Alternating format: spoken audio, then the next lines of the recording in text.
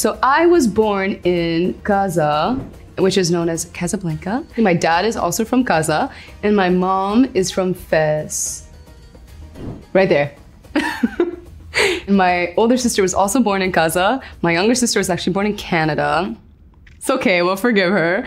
In Morocco, there are some touristy spots that you can visit, like Marrakesh, a place that has fun, like nightlife. Markets you can visit. In these markets, you can basically find literally anything. Like you can find an iPhone, but it's not an iPhone. But it is, it works just as well. You can also go there for your everyday needs. Lots of people go there for clothes. There's also a lot of food, and we have like some fun little snacks that you can get. There's this drink that's my favorite drink called Poms, and you can find it there. Another fun thing about Morocco is that different cities have different colors. And so Fez is red, Souaira's blue, also Chefchaouen is blue too. Each city you go to will have a different taxi color, and that's something you can look forward to if you're gonna be exploring. So Morocco has a couple traditional instruments, and this is known as l'oud. Whoa, that was super out of tune. That really caught me off guard. Yeah, I can't play it, but someone can, and it sounds really beautiful, and it's in a lot of like traditional pieces. And we also have like these really big like ensembles of musicians called sahrat, and they'll play like traditional music and sing, and they'll have someone playing the oud. Yeah, not me though. I would just hear this music all the time on the way to school, on the way back from school, at night, and on cleaning days. So my parents would blast it in the morning when all of us like kids were asleep. And I knew that it was a cleaning day just based off of the volume of the music, because it was like prepping us. It was like go time. So this is a darbuka, and this is called the lit machine. All right, you see one of these and everyone's about to get lit. And you run if you're not ready to get lit. So this, you hear that? You hear that? Yeah? You hear that?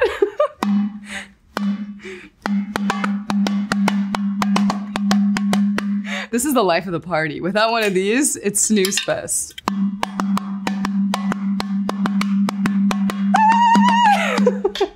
I'm gonna shut up, but yeah. That's what this is. So get one.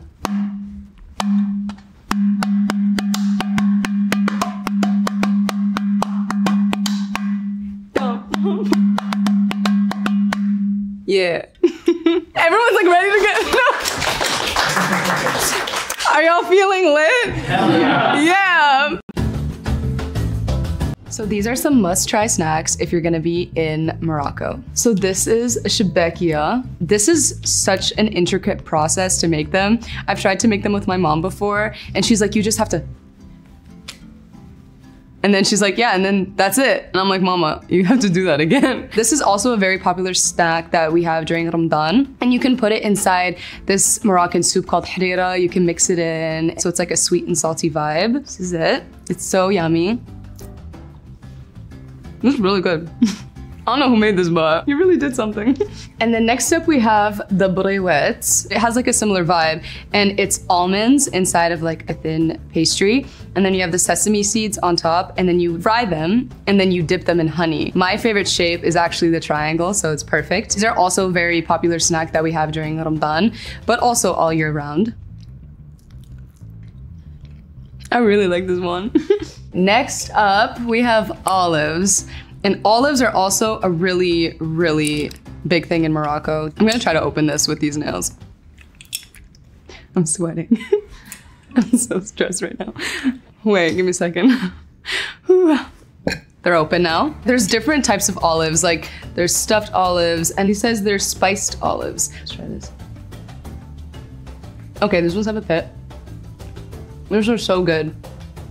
So these snacks are commonly made at home. People just are born with the knowledge of how to make them. You have like these Moroccan gatherings, and you'll literally have like 6 tablecloths. And for each meal, they'll take off a tablecloth and you can literally tell how many meals you're gonna eat by the amount of tablecloths on the table. And so these ones were always like a nice light dessert after, or if somebody's coming over just for fun, you'll have these on the table with the Moroccan mint tea as well. Moroccan mint tea is probably the most popular drink in Morocco, so I'm gonna show you how to make it today. This is a bread. You can get like really funky with these, like there's like fun colors, but this is a pretty standard bread. Inside we already have green tea. Once that's done, it's basically so simple, and that's what makes this drink like so fun and so amazing. So then you put the mint leaves inside, and then you'll normally put it back like on the stove to keep cooking, but right now this is all we got. So we're just gonna let it sit there for a second. I've never done this, like, dressed like this. Normally I'm like 2 seconds after waking up making this. So it's a new environment for me, so bear with me. And you can put the sugar inside as well. Sometimes we'll just have it on the side and people can put it in their teacup. So this is a Moroccan teacup, and same thing with the bread. There's different designs, different colors, different patterns, and they're so beautiful. All right, listen. How high you pour the tea matters. You basically want to go as high as possible and make it as like frothy as possible. And it's kind of like a fun little competition that you can like show off your skills. People judge you low-key, they're like, all right guys, so wish me luck. I'm gonna see how high I can pour this tea. So you do a little, yeah, yeah, yeah. And then you bring it down. Give it a little mixy mix. I think I put too much sugar in this, but. And also the color of the tea is important too, because you can like tell if it's gonna be like the best tea you've ever had in your life, or if it's like, just put it away. So let's try it out. So yummy. It is very standard for you to have Moroccan mint tea, ete, at somebody's house. And it's a very just like social setting type of drink. Like you drink it and you just have your little like, yeah. wasafi, wow. لبس عليهم. You know, growing up, we lived in a really small town in Canada. And so my dad would literally plant like mint leaves in our garden, and he would cut them every morning so he can make Moroccan mint tea. So that's how important it was to us. الحمام بلدي it's a bath. It's also like a sauna. You walk in and it's just extremely hot. It's so common. My mom wanted to take me to one, and I was 8 at the time. I had never experienced that. And the way that these bathhouses work is that you just go in and you're completely naked. I was not used to that, and I walked in with the bathing suit and I was like, this is all you're gonna get from me. You have people in there that actually just like scrub you to the bone. You walk out and you have like rosy cheeks and you're so spotless. It's so hot in there. It's also super hazy, so you can't really see anything. But even in my bathing suit, I was like, don't look at me. But it's a really relaxing and fun experience if you're down for something like that.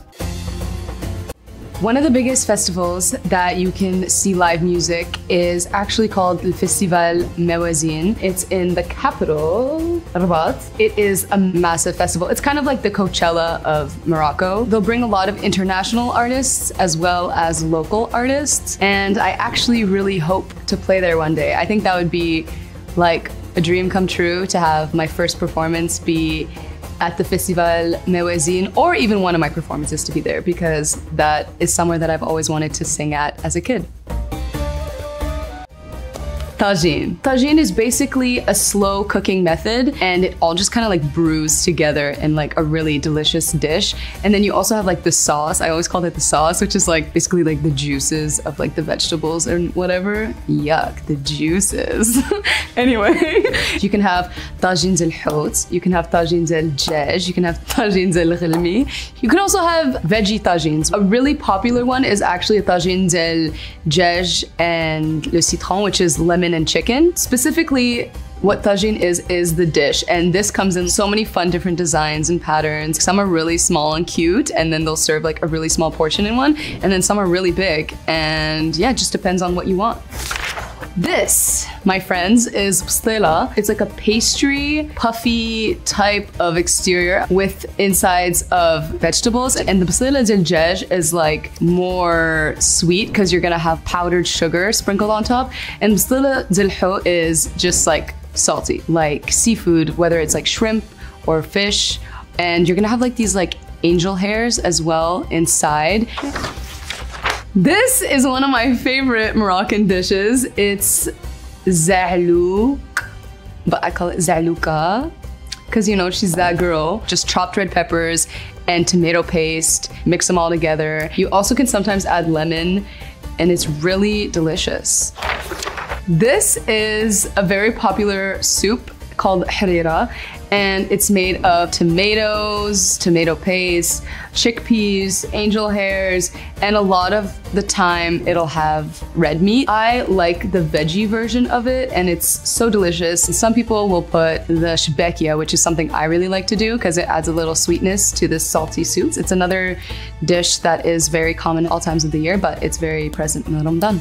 Just talking about Morocco made me so nostalgic. I hope I can visit soon, and I hope you can also visit soon and experience the beautiful culture that is in Morocco.